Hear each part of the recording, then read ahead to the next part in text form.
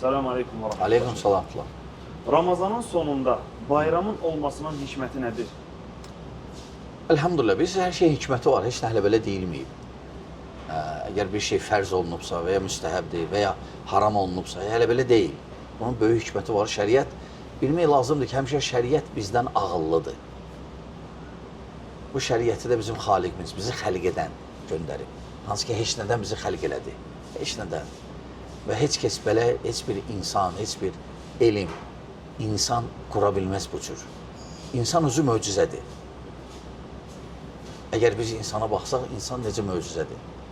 Ona görə bu bir ay ki, ibadət oldu, böyük bir məktəb oldu, böyük bir dəyişiklik oldu. Buna elə bir mükafatıdır. Sonuncu sevinç. Sevinç. Ona görə İslamda bayram ikidir.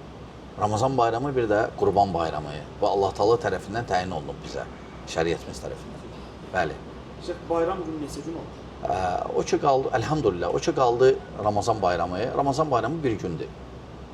Qurban bayramı isə bir gündən əlavə 3 gündə davam edir. Amma Ramazan bayramı bir gündür. Yəni bayram o birisi ayın birinci günü sayılır. Ki ay dəyişdi, ay bitdi, təzə ay gəlir. Şəvvalın biri bayramdır bizdə, inşallah. Şeyh, bayram namazı hər kəsə vacibdirmi?